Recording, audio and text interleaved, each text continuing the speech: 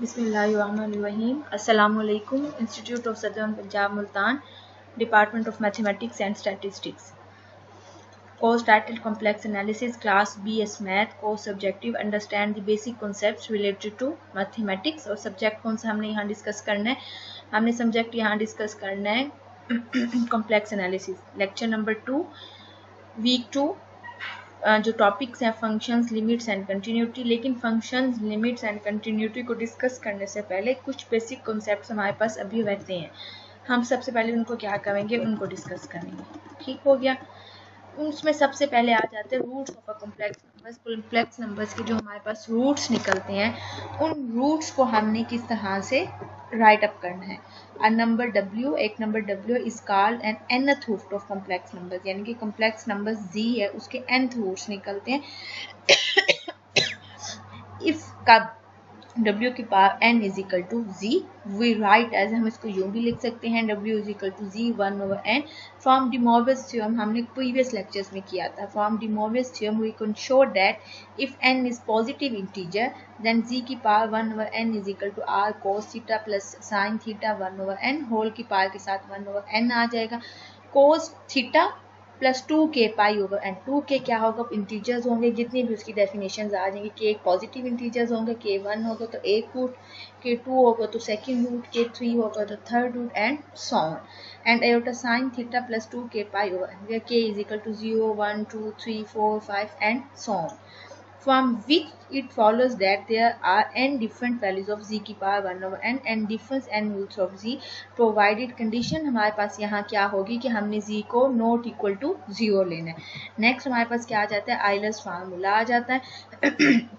By assuming that the infinite series exponential of x is equal to 1 plus x का square over 2 factorial plus x का cube over 3 factorial and so on of elementary calculus holds when x is equal to iota theta, we can arrive at the result। हमारे पास result क्या आ जाएगा, exponential of iota theta cos theta plus iota, हमारे पास क्या आ जाएगा, sine theta आ जाएगा, which is called Euler's formula. ये हमारे पास क्या कहलाएगा, Euler's formula. It is more convenient however simply to take equation 1.7 as a definition of e के iota theta। in general हम इसको यूं भी लिख सकते हैं, एक्सपोनेंशियल के पास z हमारे पास किसके इक्वल होता है, x प्लस आयोटा y को, इसको ओपन करके कर ले, exponential of x plus exponential iota y E x cos y plus iota sign y। In the special case, अगर हमारे पास कोई स्पेशल केस डिस्कस करना हो, अगर हम y को 0 कर देंगे तो सिंपल हमारे पास क्या आ जाएगा, एक्सपोनेंशियल ऑफ x की फॉर्म आ जाएगा। Note that in terms of equation 1.7 De Moivre's theorem reduces to e के आयोटा थीटा एंड e के आयोटा n थीटा। अगर हम De Moivre's theorem में होगा, पावर्स की फॉर्म में हमने इसको डिस्कस करना होगा, तो n हमारे पास उसकी वैल्यूज में आ जाएगा। इसी तरह से हमारे पास इसका क्या है, डॉट प्रोडक्ट भी है, क्रॉस प्रोडक्ट भी होते हैं। डॉट प्रोडक्ट क्या होगा, टू कॉम्प्लेक्स नंबर्स ले लेंगे, एक कॉम्प्लेक्स नंबर हमारे पास क्या होगा, z1 is equal to x1 plus iota y1, and एक कॉम्प्लेक्स नंबर हमारे पास क्या हो जाएगा, z2 x2 plus iota y2, भी टू कॉम्प्लेक्स नंबर्स हैं, वेक्टर्स की फॉर्म में। डॉट प्रोडक्ट्स को हम क्या कहते हैं, स्केलर प्रोडक्ट भी कहते हैं। किसका कहते हैं, z1 एंड z2 का। Is defined as the real number z1 dot z2।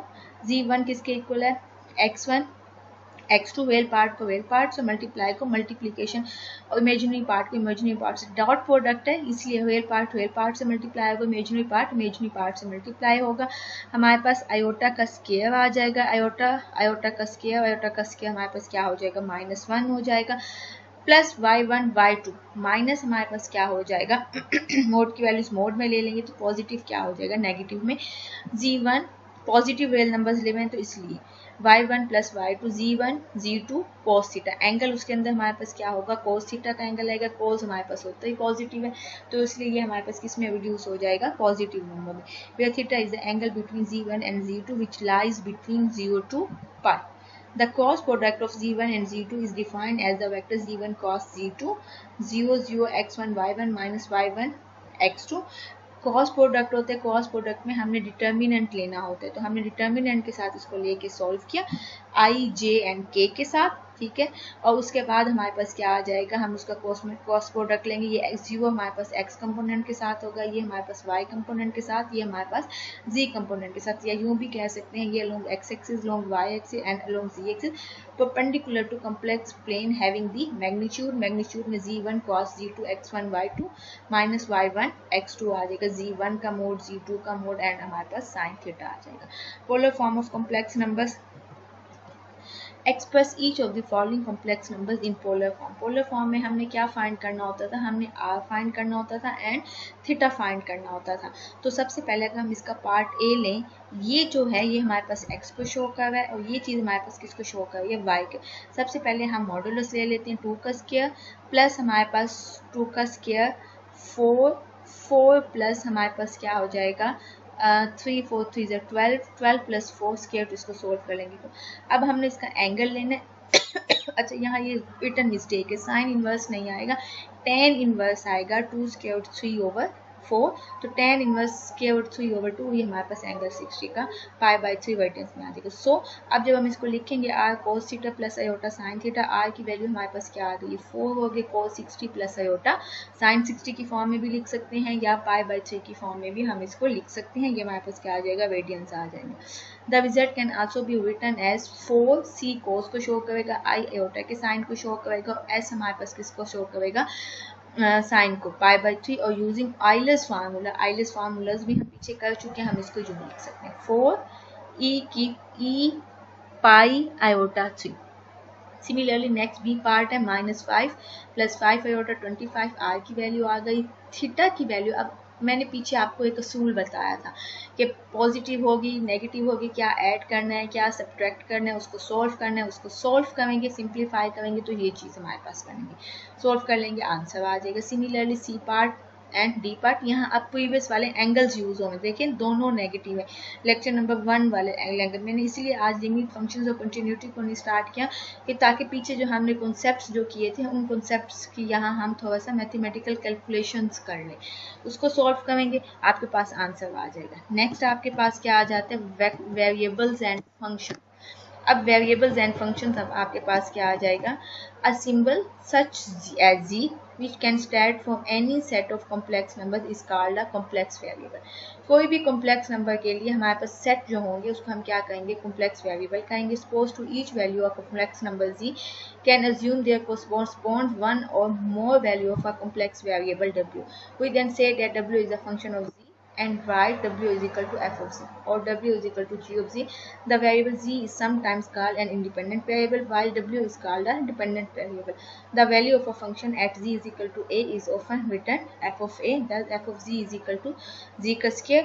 सो आपके पास क्या आ जाएगा 2 आयोटा का जब आप स्क्वायर लेंगे तो हमारे पास 4 आयोटा का स्क्वायर माइनस a माइनस 4 आ जाएगा। Single and multi valued function हमारे पास क्या होते हैं, if one value of w correspond to each value of z, w की एक value her value of z, we say that w is a single valued function of z। w की एक ही वैल्यू z की values क्या हो जाएंगी to each value of z, हमारे पास w की एक वैल्यू की जिसको हम क्या कहेंगे single valued function. However more than one value of w, अगर w की एक से ज्यादा वैल्यूज हैं corresponding to each value of z, then we say that is a multiple valued और many valued function.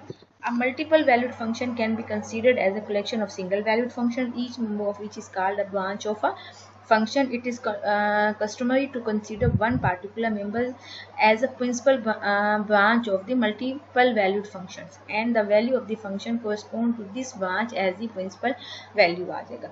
For example, w is equal to z का square, then to each value of z there is only one value of w। लेकिन z को 1 देंगे w की value क्या आएगी 1, z को 2 देंगे w की वैल्यू क्या आ जाएगी 4, z को 5 देंगे w की वैल्यू क्या आ जाएगी 25। w की एक ही value is a single value function. If w square is equal to z then to each value of z there are two values of w। देखें स्क्वायर के साथ है तो स्क्वायर के साथ वो प्लस माइनस में आ जाएगा।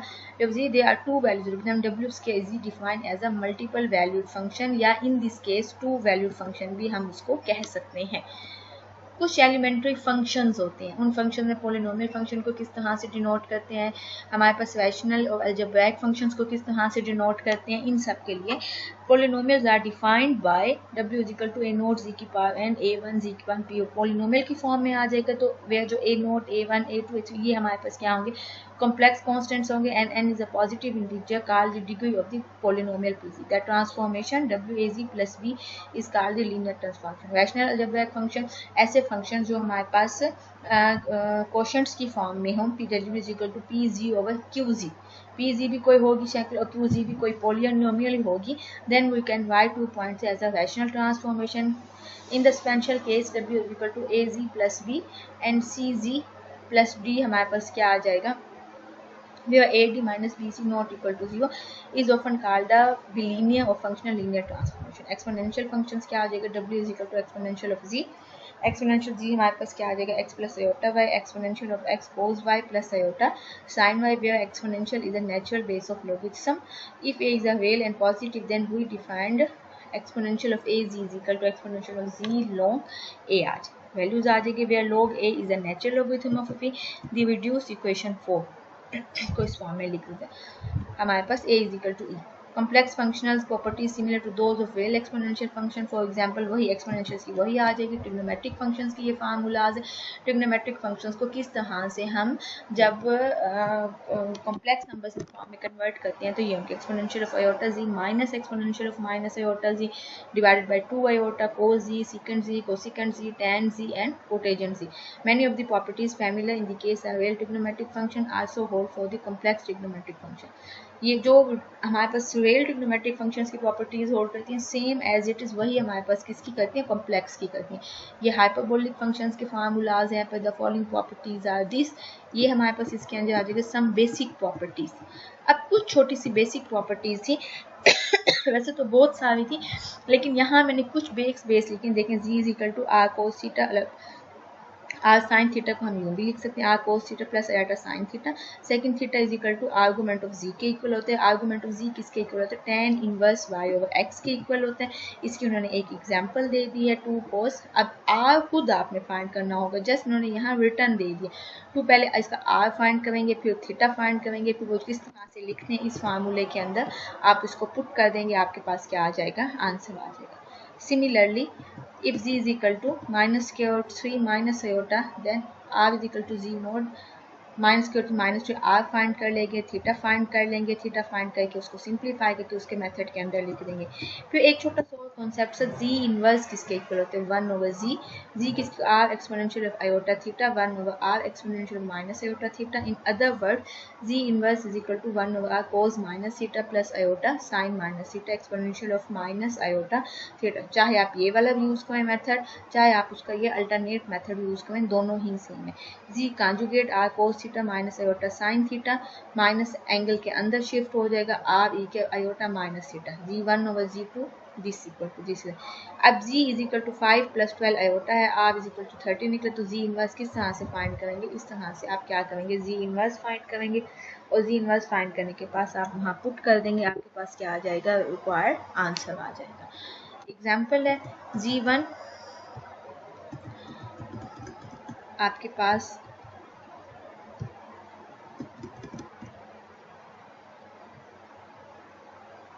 एक और एग्जाम्पल है, if g1 is equal to 8 iota, g2 is equal to 1 plus iota, then the polar forms of g1 is this and g2 is this. So we have g1 over g2, simplify करेंगे, इसको solve करेंगे। ये आपके assignment से, इसको आपने क्या करना है, खुद ही सॉल्व करना है। मज़ीद डिटेल में ज़्यादा डिस्कशन कहाँ करेंगे, क्लास में करेंगे इंशाल्लाह। ओके जी, अल्लाह हाफिज़।